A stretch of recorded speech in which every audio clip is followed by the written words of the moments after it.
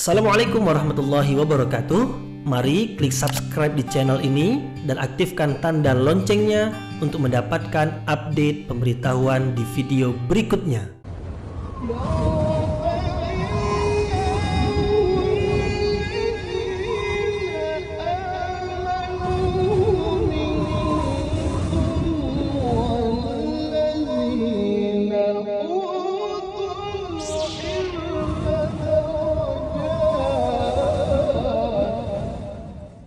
A'udzu billahi minasyaitonir rajim. Bismillahirrahmanirrahim. Assalamualaikum warahmatullahi wabarakatuh. Alhamdulillahirabbil alamin wa bihi nasta'inu ala umurid dunya waddin. Nasta'inuhu wa nastaghfiruh wa na'udzu billahi min syururi anfusina wa min sayyiati a'malina. فمن يهده الله فلا مضل له ومن يضلل فلا هادي له أشهد أن لا إله إلا الله وحده لا شريك له وأشهد أن محمدا عبده ورسوله لا نبي بعده أما بعد. Kita bersyukur kepada Allah Subhanahu wa taala yang masih melimpahkan rahmat dan nikmatnya. Kita bersyukur dengan mengucapkan alhamdulillahirabbil alamin. Tidak lupa pula bersalawat kepada Rasulullah dengan mengucapkan Allahumma salli ala Sayyidina Muhammad wa ala ali Sayyidina Muhammad, dan bersalam kepada Rasulullah dengan mengucapkan Assalamu alayka ya Rasulullah. Alhamdulillah kita dapat kembali meneruskan pengajian tafsir ayat-ayat suci Al-Quran yang insyaAllah kita akan teruskan kepada ayat yang ke-91 dan 92 tentang menghormati Allah dengan beriman kepada Al-Quran yang diturunkan kepada Rasulullah. Ayat yang ke-91 dan 92 dari surah Al-An'am tentang menghormati Allah atau mengagungkan Allah dengan cara beriman kepada Al-Quran yang diturunkan kepada Rasulullah. Atau dengan perkataan lain, orang-orang yang tidak beriman kepada Al-Quran yang diturunkan kepada Rasulullah, maka mereka itu adalah orang-orang yang tidak mengagungkan Allah.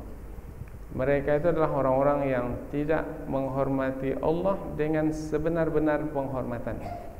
Siapa contohnya? Contohnya adalah orang-orang Yahudi, orang-orang Nasrani, yang mana mereka tahu bahwasanya Al-Quran itu adalah firman Allah. Mereka tahu bahwasanya yang menyampaikan firman Allah itu adalah Rasulullah. Kemudian juga di dalam tafsir diterangkan bahwasanya yang tidak menghormati Allah dengan tidak beriman kepada Al-Quran adalah kafir Quraisy, yaitu kaum yang sangat dekat dengan Rasulullah SAW, bahkan dari ahli keluarga baginda, tetapi mereka tidak mau beriman kepada apa yang Rasulullah bawa. Mereka orang-orang yang tidak menghormati Allah dengan penghormatan yang sebenarnya. Pelajaran yang dapat kita ambil dari kedua ayat ini adalah apabila kita sebagai orang-orang yang beriman kepada Allah dan beriman kepada hari akhirat, maka mestilah kita buktikan keimanan kita itu dengan percaya kepada Al-Quran yang telah Allah turunkan kepada Rasulnya, yang mana di dalam Al-Quran tersebut ada petunjuk di dalamnya yang akan membimbing hidup kita untuk mendapatkan redha Allah. Kemudian Al-Quran itu merupakan cahaya yang akan menerangi hidup kita sehingga kita dapat mengetahui dengan jelas yang benar itu benar, yang salah itu salah, yang menguntungkan itu menguntungkan, yang merugikan itu merugikan, dan nampak jelas jalan menuju surga. Kemudian kita menempuhnya dan nampak juga jalan yang bisa membawa ke neraka. Kemudian kita mengelakkan diri dari menempuhnya. Dua ayat ini merupakan lanjutan dari ayat-ayat yang sebelumnya. Ayat-ayat sebelumnya, sebagaimana yang telah kita pelajari sebelum ini, bahwasanya Rasulullah menyampaikan kebenaran, yaitu Al-Quran, kepada penduduk kota Mekah, yaitu kaum Quraisy. Ada yang beriman, tapi jumlah mereka sangat sedikit sekali. Tetapi kebanyakan mereka tidak beriman kepada Rasulullah. Bahkan mereka mengusir Rasulullah, bahkan berencana untuk membunuh Rasulullah. Kemudian Rasulullah berhijrah ke kota Madinah. Nah, di kota Madinah pula Rasulullah menghadapi orang-orang Yahudi dan Nasrani, karena mereka menempati kota Madinah. Mereka datang ke kota Madinah, kemudian mereka berdiam di kota Madinah, dan mereka adalah orang-orang yang pernah menerima kitab suci sebelum kitab suci Al-Quran, yaitu kitab suci Taurat, Zabur, dan Injil. Mereka ini adalah dari keturunan Nabi Ya'qub alaihi salam. Sebelum ini sudah diterangkan Nabi Ya'qub itu adalah anak Nabi Ishaq alaihi salam. Nabi Ishaq itu adalah anak Nabi Ibrahim alaihi salam. Kalau mereka ini adalah dari keturunan Bani Israel, bermakna mereka ini adalah keturunan para nabi. Semestinya apabila mereka keturunan para nabi, mereka mengikuti jejak para nabi, yaitu beriman kepada Allah, beriman kepada kitab suci yang telah Allah turunkan kepada para nabi terdahulu.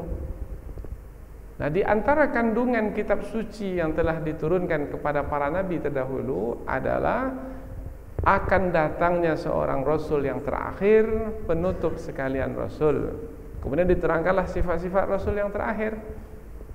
Tapi malangnya, setelah datang rasul yang terakhir dan mereka mengetahui Nabi Muhammad itu sebagai rasul yang terakhir, karena mereka mengetahuinya melalui sifat-sifat yang ada pada Nabi Muhammad sesuai dengan apa-apa yang disebutkan di dalam kitab-kitab suci yang ada dalam pegangan mereka, malangnya mereka tidak mau beriman kepada Rasulullah.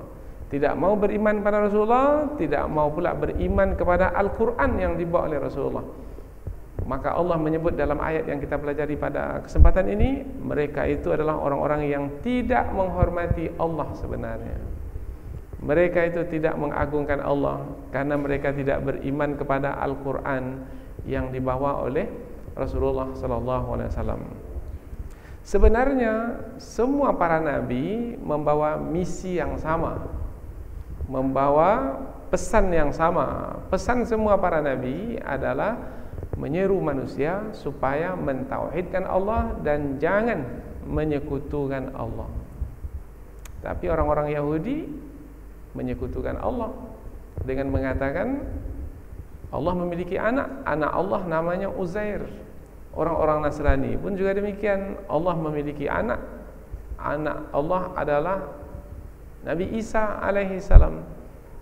Kemudian kaum Quraisy pula juga menyekutukan Allah, yaitu dengan menyembah patung-patung, berhala-berhala yang mereka tegakkan di sekeliling Ka'bah, yang jumlahnya sangat banyak sekali, mencapai 360 patung lebih. Nah, Nabi Muhammad datang adalah untuk menerangkan kembali risalah atau misi para nabi terdahulu, yaitu menyeru manusia supaya mentauhidkan Allah Subhanahu wa taala.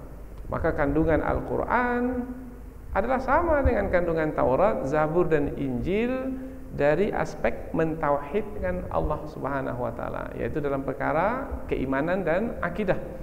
Mentauhidkan Allah. Maka disebut Al-Quran itu membenarkan kitab-kitab suci yang terdahulu, yaitu dalam perkara mentauhidkan Allah. Maka pada hari ini perkara yang pokok dan penting sekali dalam hidup kita dan menentukan benar salahnya keimanan dan kepercayaan kita adalah apakah kita mentauhidkan Allah atau tidak. Apabila mentauhidkan Allah, maka benarlah kepercayaan kita, beruntunglah, maka amal ibadah kita akan diterima di sisi Allah. Namun apabila kita menyekutukan Allah, maka amal ibadah yang kita sangka adalah amal saleh, maka ia akan menjadi sia-sia begitu saja. Dan ini sudah diterangkan sebelum ini, yaitu orang yang menyekutukan Allah, semua pahala amal salehnya terhapus. Berarti perkara pokok dan penting yang mesti kita perhatikan adalah memastikan diri ketika menjalani hidup di dunia ini adalah di atas tauhid, yaitu mengesahkan Allah Subhanahu wa taala. Jangan sampai percaya kepada selain Allah. Perinciannya silahkan dibahas di dalam pengajian akidah.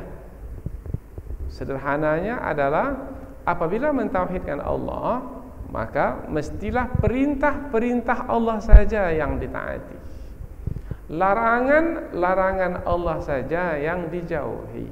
Kalau di sana ada yang memerintah selain Allah, maka tidak patut untuk mengikuti perintahnya, karena hanya perintah Allah yang mesti diikuti. Apalagi kalau sudah jelas-jelas bertentangan dengan perintah Allah. Dengan mentauhidkan Allah, maka akan tegaklah keadilan. Dengan mentauhidkan Allah, akan diberlakukanlah kebenaran yang akan menghantarkan kepada kebaikan dan kesejahteraan. Bukan hanya untuk kebaikan di dunia ini, tetapi juga untuk kebaikan di akhirat nanti. Ini sebagai pengantar dari dua ayat yang akan kita pelajari dalam kesempatan ini dan kaitannya dengan ayat-ayat sebelum ini.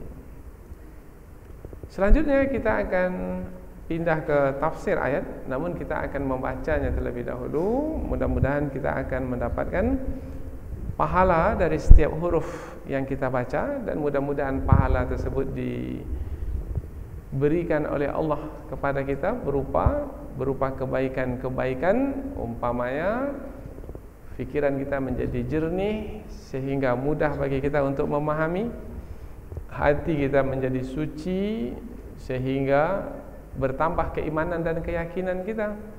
Kemudian mudah-mudahan juga kebaikan yang Allah berikan kepada kita dari majlis ilmu ini adalah dimudahkan bagi kita untuk mengamalkan apa yang telah kita pelajari.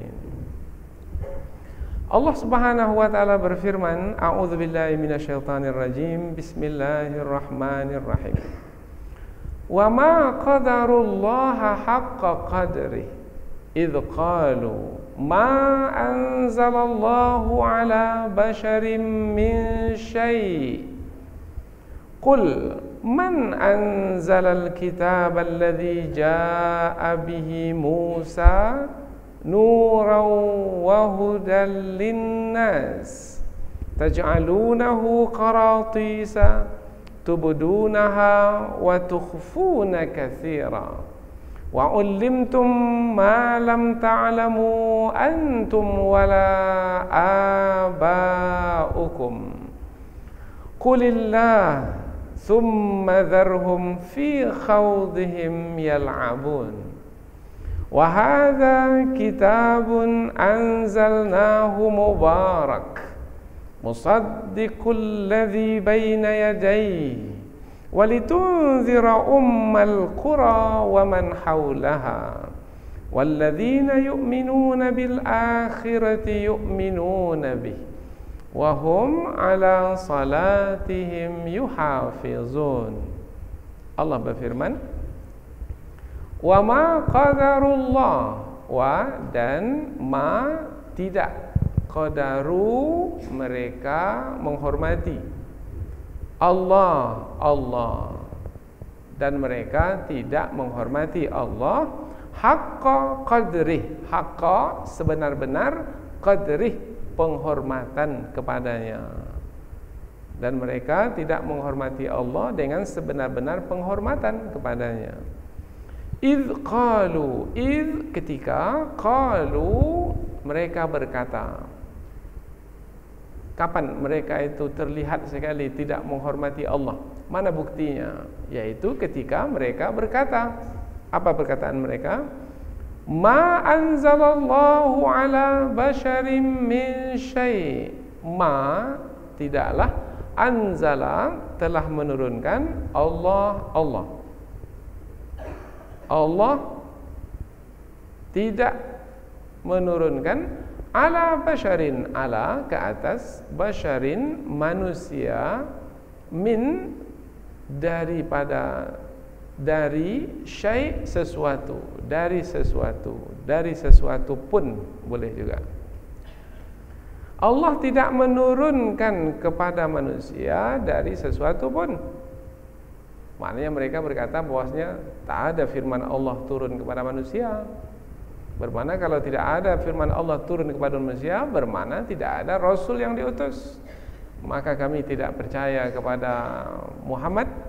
Kami juga tidak percaya kepada Al-Quran yang disampaikan oleh Muhammad itu. Ini perkataan mereka.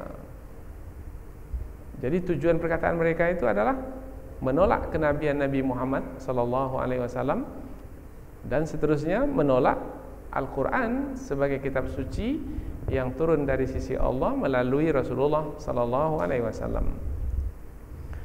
Qul man anzalal kitab? Qul, katakanlah, man, siapakah, anzala, yang telah menurunkan, al-kitab, yaitu al-kitab, alladzi jaa bihi Musa, alladzi, yang jaa, telah datang, bihi, dengannya, Musa, Nabi Musa. Kitab apa yang dibawa oleh Nabi Musa alaihissalam? Kitab Taurat. Nah, katakanlah kepada mereka yang menolak Al-Quran itu, wahai Muhammad, siapakah yang telah menurunkan kitab Taurat yang dibawa oleh Nabi Musa alaihissalam? Jawabannya adalah Allah. Jadi kalau Allah yang menurunkan kitab Taurat kepada Nabi Musa, Allah juga yang menurunkan kitab Al-Quran kepada Nabi Muhammad. Kemudian diterangkan tentang sifat dari kitab Taurat tersebut, yaitu sebagai nuran wa hudan linnas. Nuran sebagai cahaya, wa hudan, dan sebagai petunjuk, linnas, bagi manusia. Tapi bagaimana mereka? Sikap mereka terhadap Taurat itu bagaimana? Apakah mereka menghormati Taurat?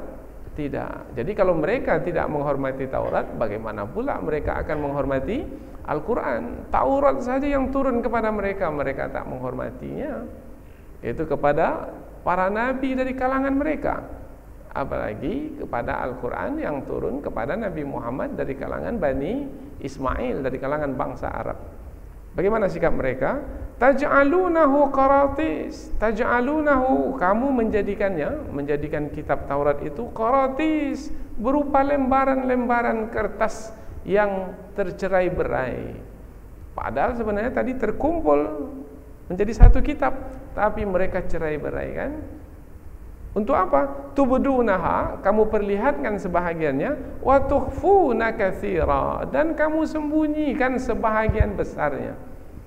Jadi dicerai-beraikan kertas-kertas dari lembaran kitab suci Taurat itu, tujuannya adalah yang sebahagian kalau suka dengan kehendak hawa nafsu mereka, sesuai, mereka perlihatkan. Kalau tak sesuai, mereka sembunyikan.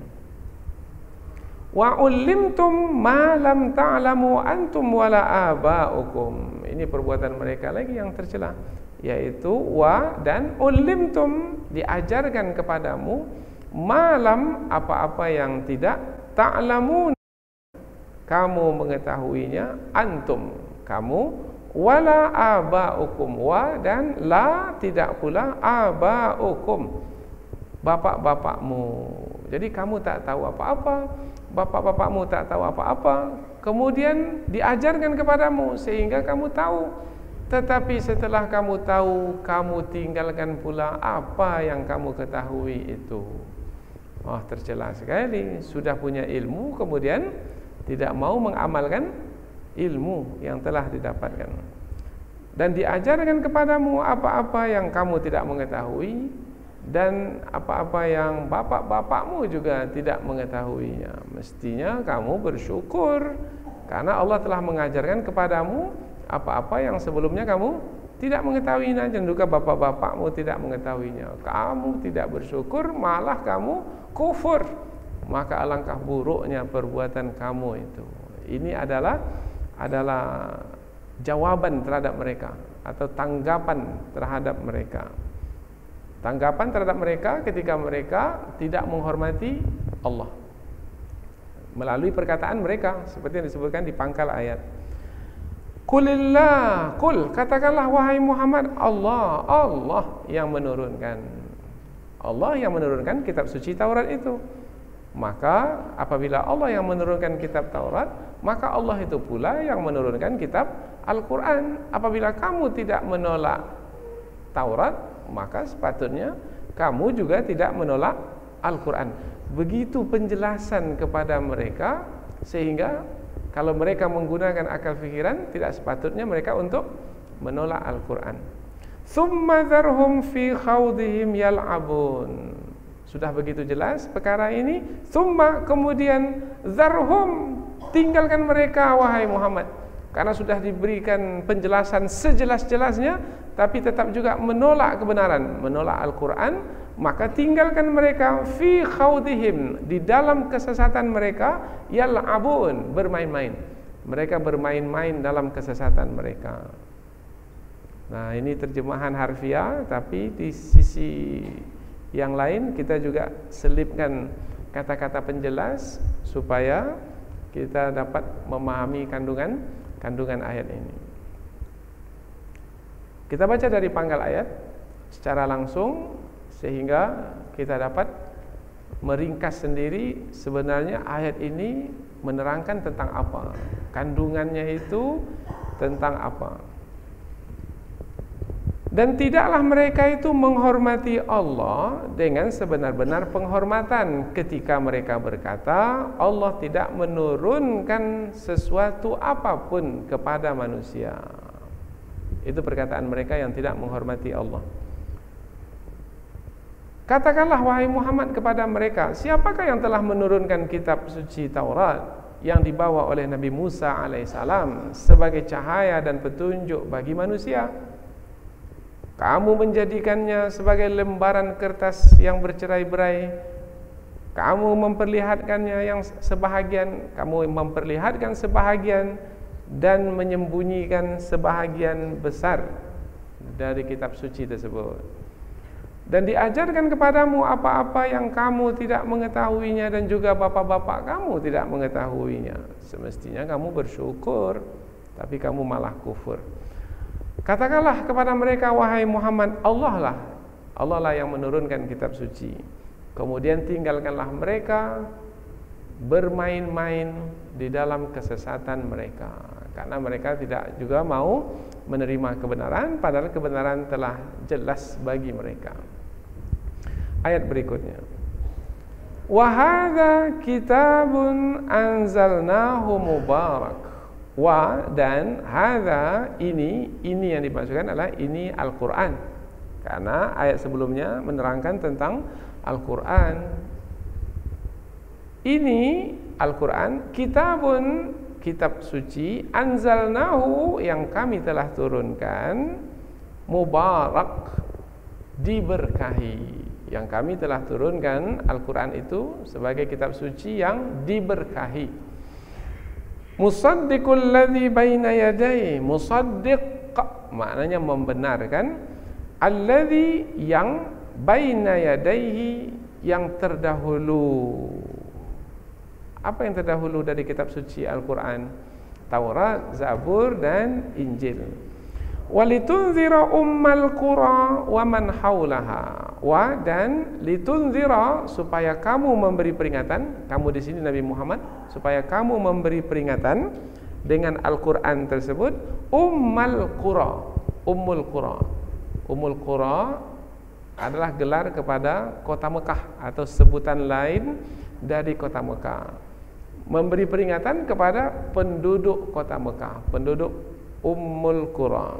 Wa man haulaha, dan bukan hanya penduduk kota Mekah, tetapi juga wa dan man, siapa yang haulaha, berada di sekitarnya.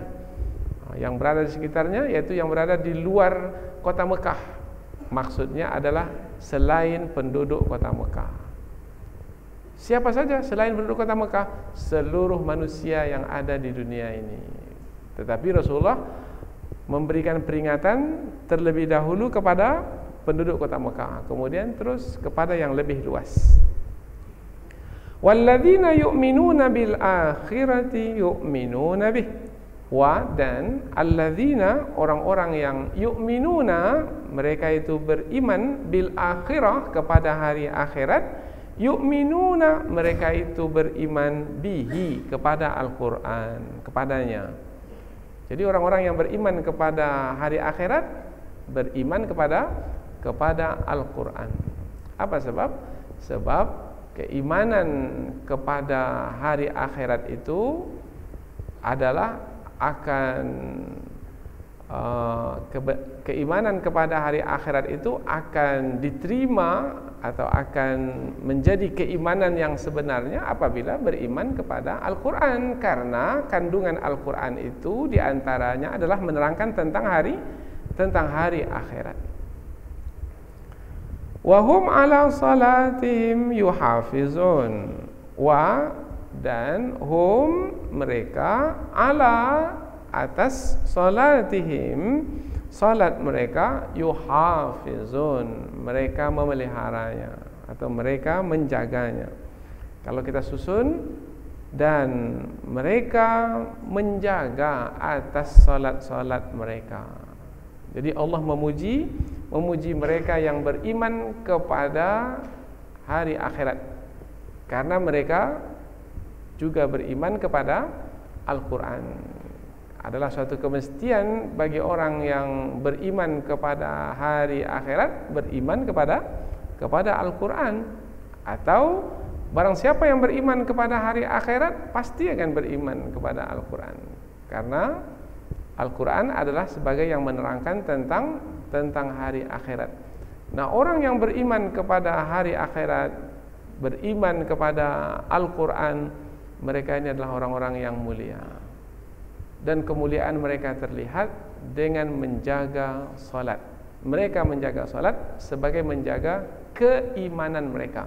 Karena dengan senantiasa mendirikan salat, maka akan terjaga dan terpeliharalah keimanan kepada hari akhirat sebagai hari pembalasan, dan kepada Al-Quran sebagai petunjuk dalam hidup ini, sehingga mendapatkan balasan kebaikan di hari akhirat. Kita baca sekali lagi dari pangkal ayat yang ke-92 ini, ayat yang kedua, secara langsung, supaya kita dapat lebih dekat dengan kandungan utama dari dua ayat ini. Setelah itu barulah kita nanti akan menerangkan tafsir yang lebih panjang.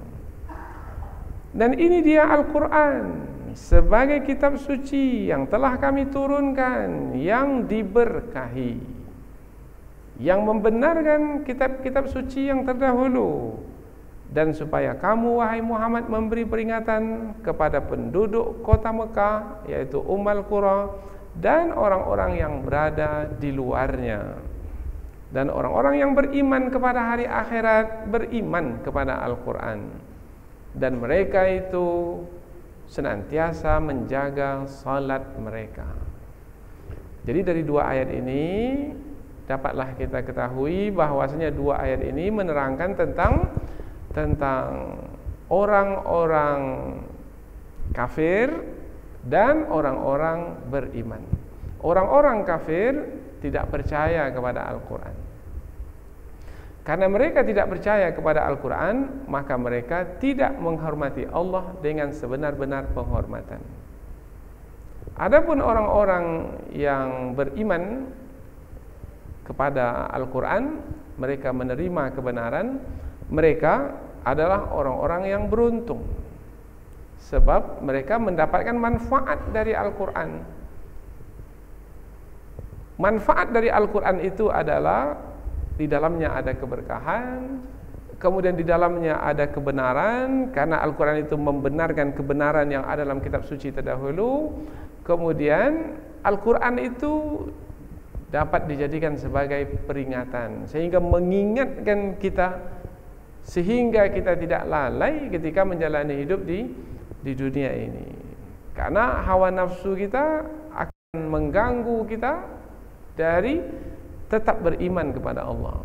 Bahkan ada lagi musuh kita, musuh yang nyata, yaitu yang mengganggu dan menghalang kita dari beriman kepada Allah, yaitu syaitan. Al-Quran menjadi lebih bermanfaat ketika Al-Quran itu senantiasa hadir di dalam hidup kita sebagai memperingatkan kita dalam perjalanan menuju Allah Subhanahu wa taala. Bagaimana caranya?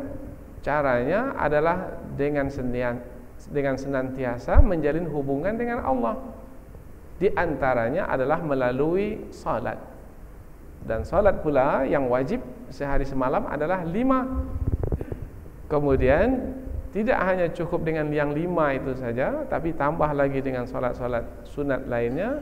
Apabila menjaga salat setiap hari, mendirikan salat, maka akan terpelihara iman, maka akan mendapatkan manfaat dan kebaikan. Dengan demikian, orang-orang yang beriman, yang menerima kebenaran, yaitu orang-orang yang percaya kepada Al-Quran, mereka adalah orang-orang yang menghormati Allah dengan sebenar-benar penghormatan. Jadi kita bisa simpulkan menjadi satu judul, yaitu menghormati Allah dengan beriman kepada Al-Quran. Tidak beriman kepada Al-Quran berarti tidak menghormati Allah. Ada contohnya dari manusia yang tidak menghormati Al-Quran. Ada. Siapa mereka? Orang-orang Yahudi, orang-orang Nasrani.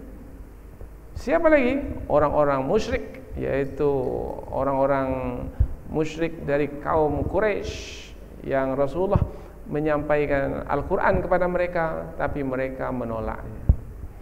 Inilah dia 2 ayat yang akan kita pelajari, dan mudah-mudahan dengan petunjuk yang ada dalam 2 ayat ini akan menambah keimanan kita, sehingga kita betul-betul menghormati Allah dengan penghormatan yang sebenar-benarnya, sehingga Al-Quran itu akan mendatangkan manfaat dan kebaikan yang banyak bagi kita, karena ia adalah sebagai kitab suci yang diberkahi oleh Allah Subhanahu wa taala. Selanjutnya kita pindah ke tafsir ayat, yaitu penjelasan yang lebih panjang dari ayat. Fokus utama kita sudah tahu, ini dipegang, tujuannya adalah supaya ketika kita menjelaskan ayat, kita tidak pergi ke mana-mana. Kita tertumpu kepada perkara yang pokok, sehingga kita akan menikmati kandungan penting dari ayat. Karena boleh jadi kalau kita tidak sampaikan perkara utama ini, boleh jadi nanti dalam pengajian kita pergi ke mana-mana. Akhirnya waktu habis, kemudian yang kita bahas adalah yang sifatnya tidak penting, tidak pokok. Ibaratnya bukan batang utamanya yang kita bahas, tapi ranting-ranting kecil yang kita sebut. Akhirnya kita tidak dapat mengetahui kandungan utama yang akan kita jadikan bekal sebagai petunjuk di dalam hidup. Kita mulai ayat yang ke-91. Ayat pertama dari 2 ayat yang kita pelajari dalam kesempatan ini. Wa ma qadarullaha haqqa qadri. Dan tidaklah mereka itu menghormati Allah dengan penghormatan yang sebenarnya. Siapa mereka yang dimaksudkan? Tadi kita sudah terangkan, ada di antara ulama tafsir yang menerangkan bahwasanya mereka yang dimaksudkan itu adalah orang-orang Yahudi. Orang-orang Yahudi tidak menghormati Allah dengan penghormatan yang sebenarnya. Apa sebab? Sebab mereka tidak percaya kepada kitab suci Al-Quran yang diturunkan kepada Rasulullah, padahal pemberitahuan tentang Al-Quran yang diturunkan kepada Rasulullah ada dalam kitab suci mereka, yaitu kitab suci Taurat. Pendapat yang kedua mengatakan bahwasanya mereka yang dimasukkan dalam ayat ini adalah kaum Quraisy, orang-orang musyrik Mekah Apa sebabnya mereka tidak menghormati Allah dengan penghormatan yang sebenarnya? Karena mereka tidak mau menerima Al-Quran yang disampaikan oleh Rasulullah kepada mereka. Kalau mereka memang mengagungkan Allah, menghormati Allah, maka terima firman-firman Allah, percayai kitab suci Allah yang diturunkan kepada Rasulullah, yaitu Al-Quran. Tapi rupanya tidak, maka Allah menyebut mereka ini orang yang tidak menghormati Allah dengan penghormatan yang sebenarnya. Berarti kalau kita bawa kepada diri kita pada hari ini adalah kita tidak akan disebut sebagai orang yang menghormati Allah dengan penghormatan yang sebenarnya selagi kita tidak beriman kepada Al-Quran, selagi kita tidak menjadikan Al-Quran sebagai pedoman di dalam hidup. Lain yang disebut dalam Al-Quran, lain pula yang kita amalkan dalam kehidupan sehari-hari, dalam berumah tangga, dalam menjalankan ekonomi, dalam memimpin bangsa. Lain yang disebut dalam Al-Quran, lain yang kita amalkan. Maka sebenarnya kita tidak menghormati Allah dengan penghormatan yang sebenarnya. Tapi banyak juga pada hari ini kita tanya, siapa Tuhan? Cepat sekali menjawab, Allah. Tetapi sebenarnya tidak menghormati Allah dengan penghormatan yang sebenarnya. Bahkan Al-Quran hanya didendangkan begitu saja, diperlombakan, musabaqah tilawatil Quran.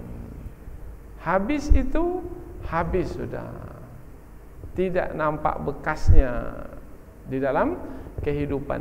Padahal Al-Quran tidak hanya dibaca, tetapi hendaknya diamalkan.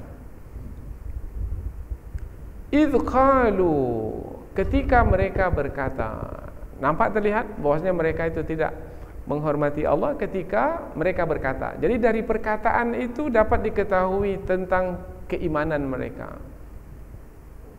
yaitu tentang penghormatan mereka kepada Allah. Jadi kita dapat mengetahui seseorang itu melalui perkataan yang mereka ucapkan.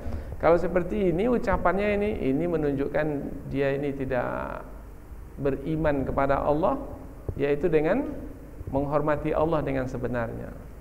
Umpamanya perkataan orang-orang Yahudi. Apa kata orang-orang Yahudi? Ma anzalallahu ala basyarin min syai'. Tidaklah Allah itu menurunkan apa-apa kepada manusia. Artinya apa? Artinya tidak ada wahyu turun kepada manusia. Tidak ada kitab suci, yaitu firman Allah turun kepada manusia. Apa yang mereka inginkan sebenarnya? Yang mereka inginkan sebenarnya adalah Nabi Muhammad itu bukan Rasul, karena tidak ada wahyu diturunkan kepada manusia. Jadi tujuannya sebenarnya adalah menolak kerasulan Nabi Muhammad SAW. Sebagaimana yang sudah kita sebutkan sebelum ini, orang-orang Yahudi sangat dengki sekali. Kedengkian mereka adalah mengapa Rasul yang terakhir itu dari kalangan bangsa Arab. Mereka menanti-nanti Rasul yang terakhir itu dari kalangan Bani Israel, tapi rupanya dari kalangan bangsa Arab. Padahal apabila dari kalangan bangsa Arab pun masih lagi keturunan siapa? Masih lagi keturunan Nabi Ibrahim, moyang mereka. Karena Nabi Ibrahim memiliki dua anak, satu Ismail, satu Ishak. Dari Ismail bangsa Arab, dari Ishak Bani Israel. Tapi karena dengki mereka, dengki ini penyakit hati. Ini yang membuat mereka menolak kebenaran. Kalau sudah dengki, maka kebenaran akan ditolak. Tapi sebenarnya itu hanya alasan yang dibuat-buat. Apa sebab? Ketika Rasul yang dikirim itu adalah dari kalangan mereka sendiri, dari kalangan Bani Israel, mereka pun juga menolak Rasul tersebut. Mereka tidak menghormati Rasul. Bahkan ada di antara Rasul yang mereka bunuh. Siapa Rasul yang mereka bunuh?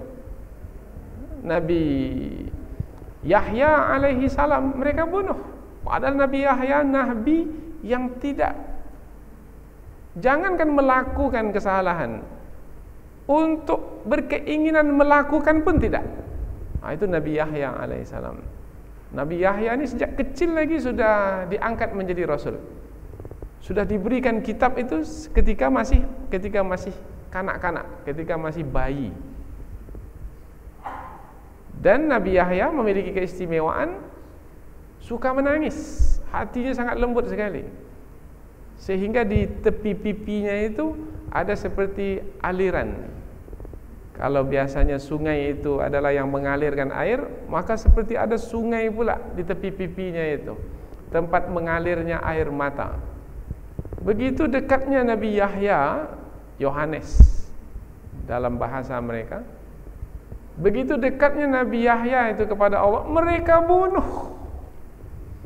Jadi sebenarnya kedengkian mereka kepada Nabi Muhammad dengan alasan bahwasanya Nabi Muhammad adalah bangsa Arab, itu hanyalah alasan yang diada-adakan. Dan perkara ini berlanjut sampai ke hari ini. Mengapa Israel itu mengganas di Timur Tengah sana, dan mengapa mereka sangat benci sekali kepada bangsa Arab? Sebenarnya adalah karena kedengkian kepada kebenaran. Maka bagi mereka, semua manusia selain dari kalangan Yahudi adalah diciptakan untuk menjadi hamba kepada orang Yahudi. Karena mereka menyebut bahwasanya bangsa mereka, bangsa Yahudi adalah bangsa yang dipilih oleh Allah Ta'ala, sementara yang lainnya tidak. Maka kalau mereka membunuh pada hari ini, mereka tidak merasa bersalah untuk membunuh, karena memang kepercayaan mereka seperti itu, kedengkian kepada kebenaran.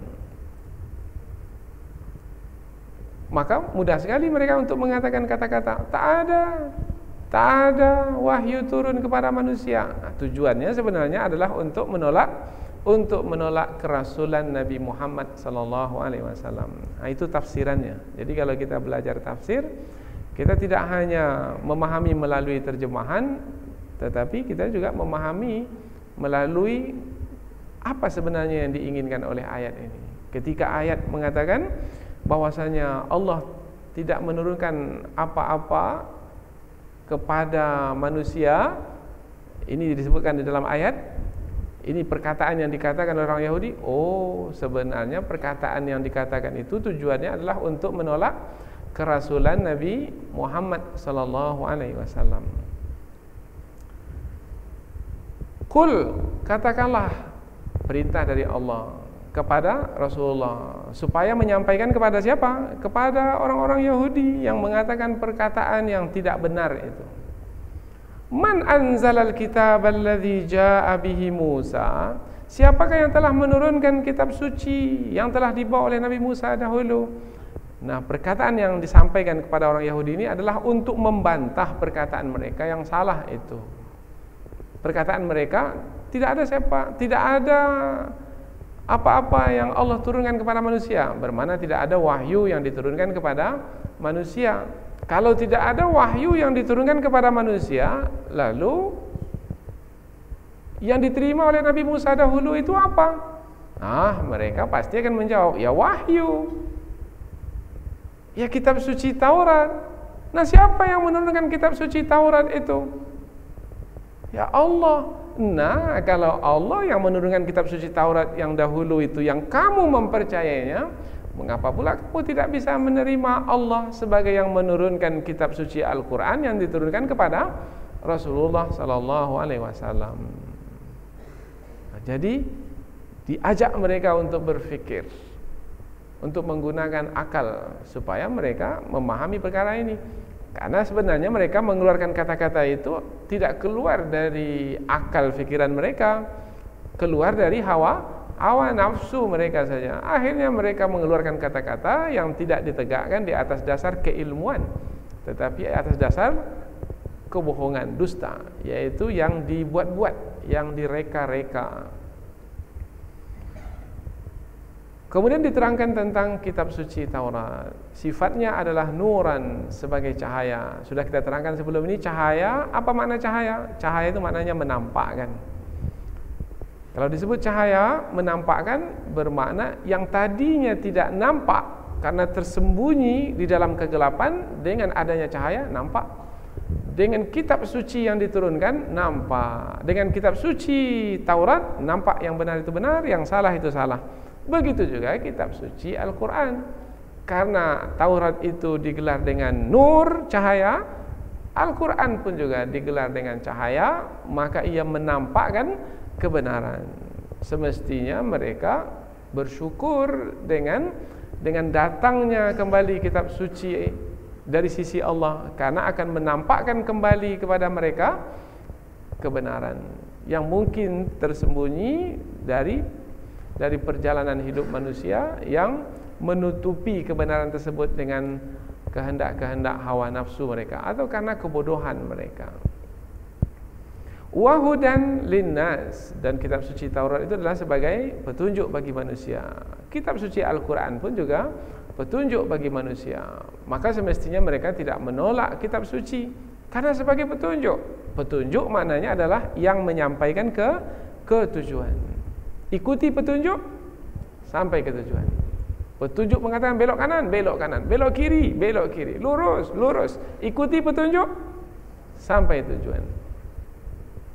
Kitab suci itu petunjuk di dalamnya. Ini baik, ambil. Ini buruk, jangan ambil.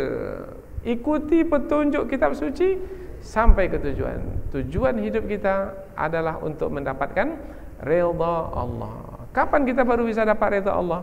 Kalau mengikuti petunjuk yang ada dalam kitab suci. Berarti hukum mempelajari kandungan kitab suci adalah wajib. Apa sebab? Sebab tanpa belajar kandungan kitab suci tak akan mungkin mengetahui petunjuk. Kalau tidak mengetahui petunjuk, bagaimana mau mengikuti petunjuk?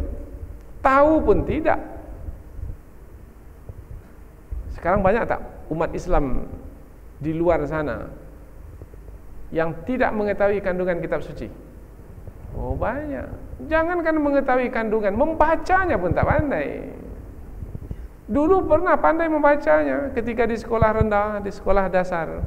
Tapi setelah itu sibuk. Ada yang sibuk berdagang, ada yang sibuk politik, tak sempat lagi baca Quran. Akhirnya tak tahu petunjuk Al-Quran. Dan kita lihat pada hari ini, mereka hanya menyampaikan kehendak hawa nafsu mereka. Tak peduli halal, tak peduli haram. Tak peduli mana yang diperintahkan dan mana yang dilarang. Lihat di depan mata kita.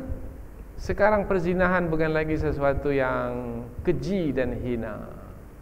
Mengambil harta orang lain, mengkeji dan menghina, memutuskan silaturahim, bahkan sampai ke tahap mendengki, memfitnah, bahkan sampai ke tahap membunuh sekalipun. Dan lebih parah lagi dari itu adalah bukan perzinahan laki-laki dengan perempuan, tapi sekarang laki-laki dengan laki-laki, perempuan dengan perempuan. Ketika kita mencegahnya, melarangnya, mengatakan ini melanggar hak asasi manusia, HAM, dan mereka menentangnya. Ini di depan mata kita berlaku. Bahkan yang lebih keji lagi adalah anak kecil yang tidak tahu apa-apa. Bagaimana nasib mereka pada masa yang akan datang? Dan itu berlaku di sekolah pula lagi. Dan kononnya sekolah itu international school. Internasional apa sekolah yang seperti itu? Itu kampungan school, bukan sekolah. Orang di kampung pun tak seperti itu. Tetapi itu berlaku disebabkan karena jauh dari petunjuk Al-Quran.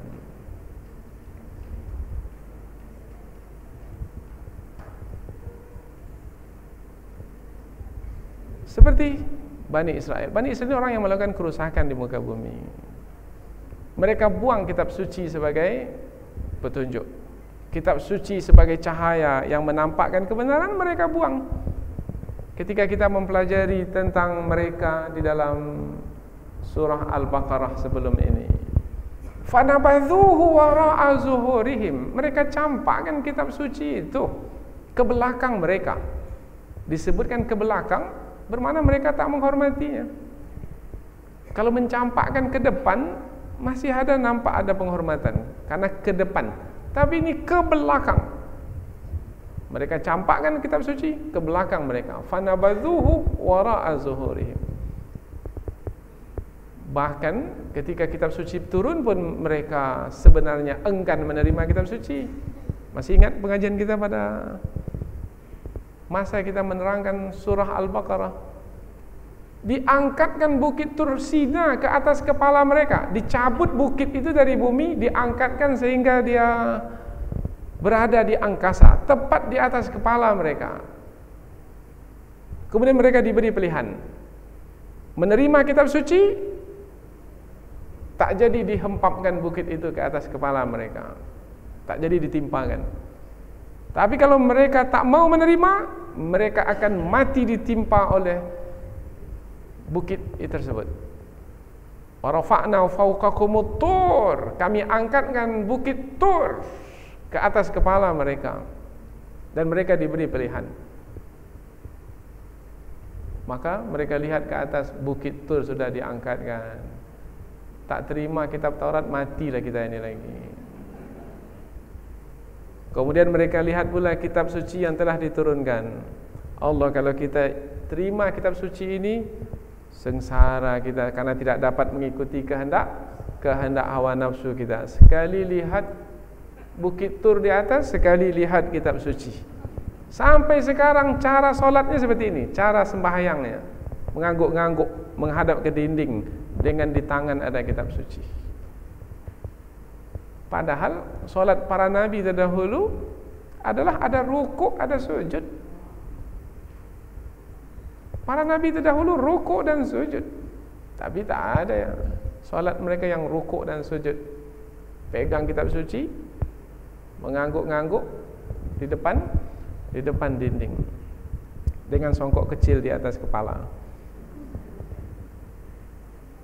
Demikian jauhnya syariat yang mereka lakukan sekarang berbanding dengan apa yang mereka terima dahulu dari para nabi mereka. Tapi kita ini seperti menutup mata dengan musuh yang sudah nyata di depan mata. Bermesra-mesra pula lagi. Bahkan menjadikan mereka pula lagi sebagai penasihat untuk memimpin bangsa ini. Inna lillahi wa inna ilaihi raji'un.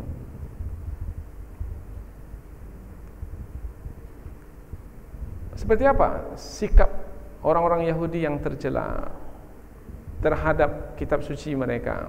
Taj'alunahu qaratis. Mereka jadikan kitab suci Taurat itu seperti lembaran-lembaran yang berserakan.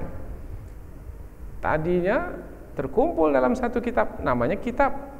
Sekarang ini tidak lagi, hanya berupa lembaran-lembaran. Kemudian dipilih mana lembaran yang sesuai dengan kehendak hawa nafsu, diperlihatkan. Mana yang tak sesuai, ditutupi, disembunyikan. Ikut selera hati. Mestinya ikut kehendak iman. Maka jangan tiru sikap tercela seperti itu. Tapi ada pula sebagian umat Islam begitu pula sikapnya. Dicari ayat Al-Quran yang suka hatinya diambil, yang tak suka, yang tidak suka dia tinggalkan.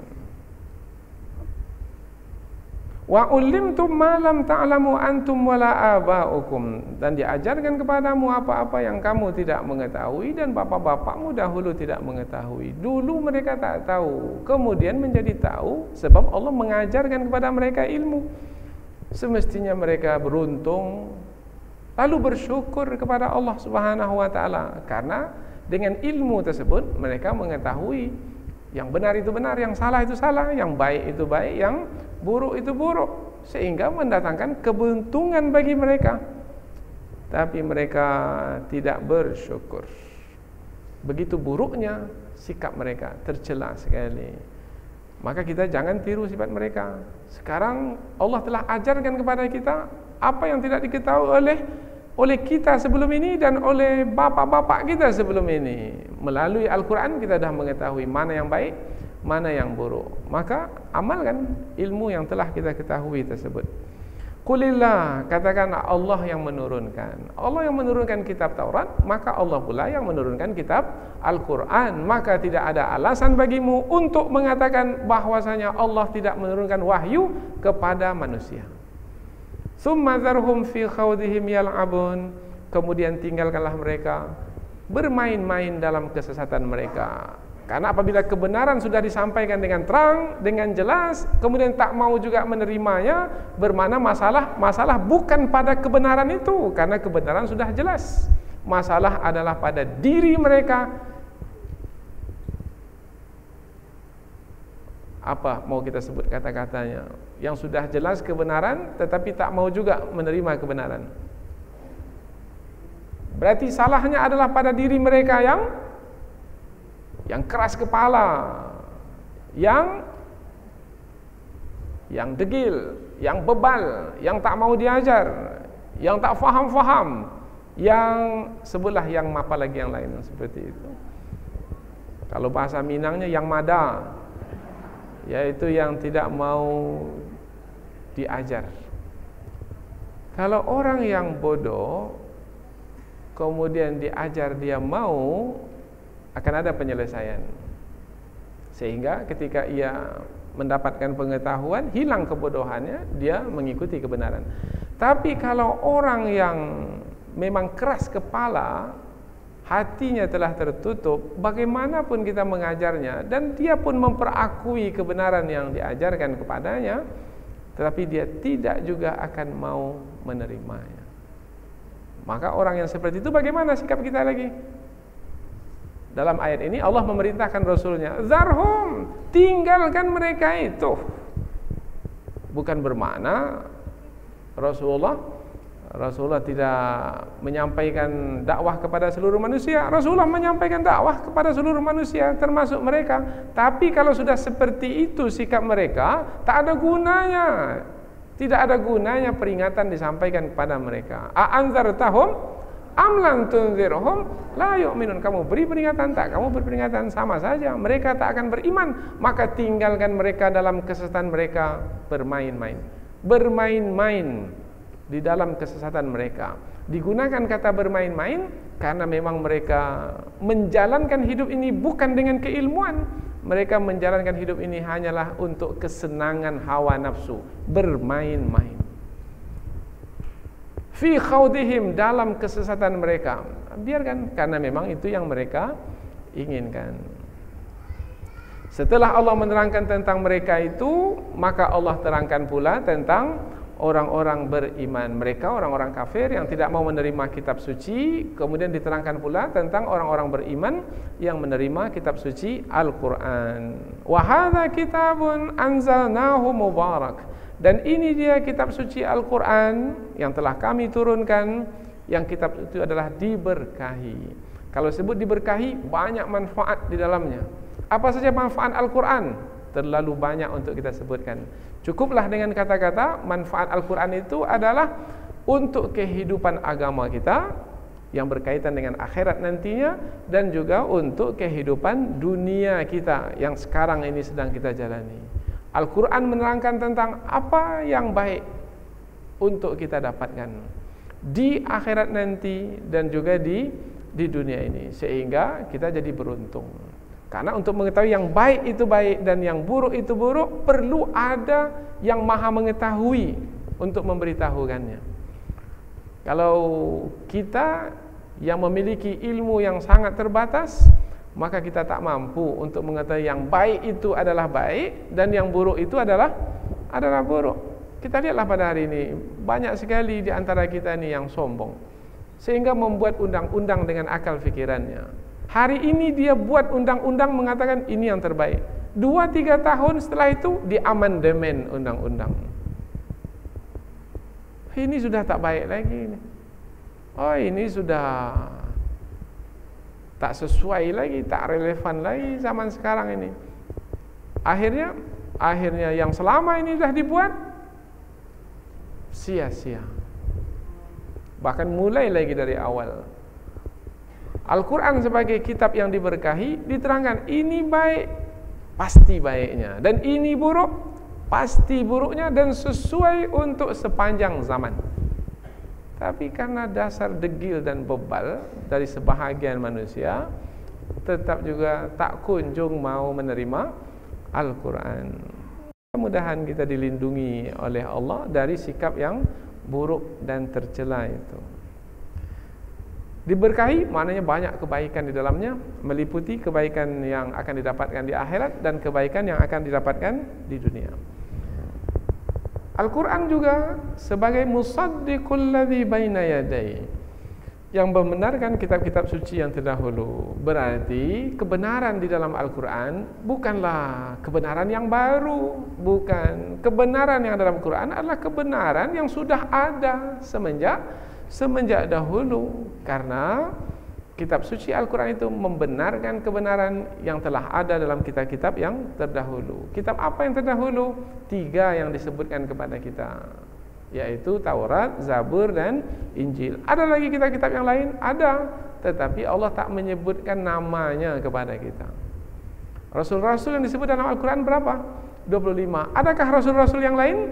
Ada, tapi Allah tak menyebutkan namanya kepada kita. Begitu juga tentang kitab suci. Kemudian kitab suci Al-Quran itu juga di samping diberkahi, kemudian menerangkan tentang kebenaran, juga kitab suci itu sebagai materi atau bahan untuk memberi peringatan. Rasulullah dengan Al-Quran memberi peringatan kepada seluruh manusia, dimulai dari penduduk kota Mekah. Akhirnya penduduk kota Mekah yang menerima Al-Quran, mereka beruntung. Keberuntungan mereka adalah mereka akan mendapatkan kebaikan di akhirat kelak. Karena mereka percaya kepada hari akhirat, maka mereka pun beriman kepada Al-Quran. Karena untuk mengenali hari akhirat, untuk memahami hari akhirat, untuk mempersiapkan diri untuk hari akhirat adalah dengan beriman kepada Al-Quran. Karena ayat-ayat Al-Quran banyak menerangkan tentang perkara-perkara yang berkaitan dengan hari akhirat. Dan mereka sangat menjaga iman mereka kepada hari akhirat, kepada Al-Quran, yaitu dengan cara mereka senantiasa selalu mendirikan salat, dan mereka jaga salat mereka. Mereka tetap salat dalam keadaan bagaimanapun. Salat ketika di rumah, salat ketika musafir, salat ketika sehat, salat ketika sakit. Tak mampu berdiri, duduk. Tak mampu duduk, berbaring. Mereka tetap menjaga salat mereka dengan menyempurnakan semua syarat-syarat salat dan rukun-rukun salat, sehingga mereka sebagai orang-orang yang mengagungkan Allah Subhanahu wa taala. Maka berbedalah mereka dari kelompok orang-orang Yahudi atau kelompok orang-orang musyrik yang tidak mengagungkan Allah. Jadi ada 2 saja kelompok manusia di dunia ini. Pertama, yang tidak mengagungkan Allah, tidak menghormati Allah dengan penghormatan yang sebenarnya, dan satu lagi adalah yang menghormati Allah dengan penghormatan yang sebenarnya. Mudah-mudahan kita dimasukkan ke dalam kumpulan orang-orang yang menghormati Allah dengan penghormatan yang sebenarnya, yaitu dengan percaya kepada Al-Quran yang diturunkan kepada Rasulullah. Mudah-mudahan apa yang kita pelajari ini ada manfaatnya, insyaAllah. Subhanakallahumma wa bihamdika asyhadu an la ilaha illa anta wa astaghfiruka wa atubu ilaik. Wassalamualaikum warahmatullahi wabarakatuh.